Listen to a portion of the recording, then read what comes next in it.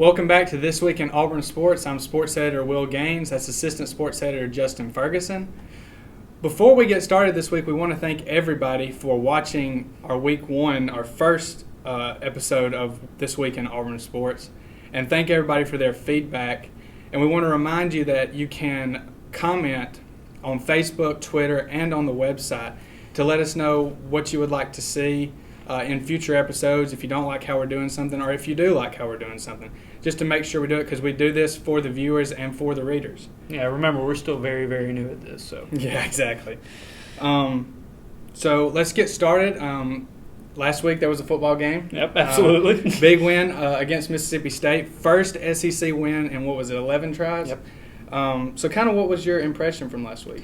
Well, the biggest thing I took away from the Mississippi State game was that the Tigers went out to a pretty good lead early, a little back and forth action. Then Mississippi State started to pull away in the third quarter, and there were a couple of moments where it looked like all hope was lost for Auburn. But they rallied around themselves. They have a phrase that I wrote about this week called "Count on Me," and it was the offense counting on the defense to make a big stop, the defense counting on the offense to make big plays. And it ends with Nick Marshall, under 2 minutes left, going down the field and hitting C.J. Uzoma in the back of the end zone to beat the Mississippi State Bulldogs for their first big win of the season. And so that's just the thing that separates this team, I think, from last year's team is they believe in each other. There's a level of togetherness that, while I was on the sidelines at the end of last week's game, you could see it. They believed that they were going to win, and they did. And so one of the most interesting things I took away from last week's game is that Will over here picked the exact score, 24-20, in our game day issue last week. So in his column, he's previewed Mississippi State, got it almost down to a T, and so he's going to be in Baton Rouge this week to cover Auburn's first away game at top 10 LSU. So, Will, we're going to take it over to you. Preview this week, big week for Auburn as they go on the road for the first time. Very big week. I think this is probably the first really big test of this season for Auburn. I did an interview, just to echo what you said just a second ago, I did an interview with the LSU student newspaper earlier this week. And they asked me what the biggest difference between this year's team and last year's team. And I said it's just the fight in the team. Absolutely. You know, last year's team would already have 2 losses this year. You know, Washington State came out and they punched them in the mouth. Mississippi State, Auburn came out, played good, but then Mississippi State fought back and looked like they had the game won, but Auburn continued to fight all the way down to 10 seconds to go in the game and won the game. They're going to have to continue that this week if they want to come away with a victory in LSU. Another thing that I talked about with the LSU student newspaper was the running backs at Auburn. This is a very good running backfield. Very good. And the reason why I think it's so good is because every one of them brings something different to the table.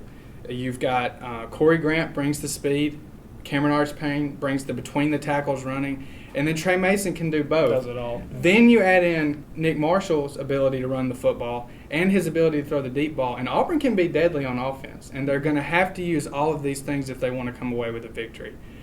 Personally, I think right now this is going to be a tough win for Auburn on the road, on Saturday night in Death Valley, in Baton Rouge. So right now, I think it's going to be a good win or a good loss. I do think that they're going to come out with probably 35-21 loss, something like that. Mark that down. It's probably going to be the final. It's probably going to come down to the wire, but I just think LSU right now is a better team. But now Auburn, they're on their way up. I think that I like what they're doing, and Pat Dye likes to say there's no moral victories, but I think Auburn comes away with a moral victory this week. Leaves Baton Rouge with a lot of confidence heading into their next game. So, it's going to be interesting to see how the game, because you can never tell in the SEC. LSU could come out flat like they did last year. Absolutely. But honestly, I think Mettenberger's playing much better than he played last year, and I think this is going to be a tough game for Auburn to come away with a victory. But I think Auburn plays them well.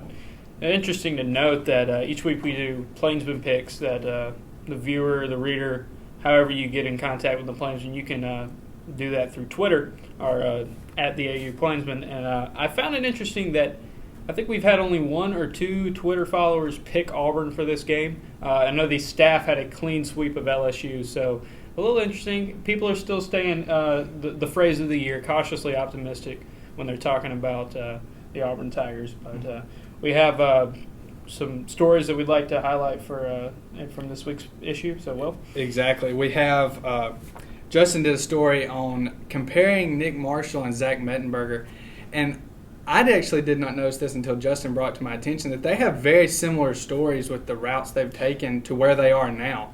And Justin did a great job of writing that story up, so you definitely want to pick up a copy to see that. Is there anything else you wanted to say on that? No, it's just two guys who started off at Georgia natives, were both kicked off of Mark Richt's team, went to Kansas, and they've had very similar paths. So it's a very interesting way to look at it, and we kind of compare the two. Other stories this week, we have profile on the new hockey coach, the Auburn Hockey Club coach, Marcel Richard.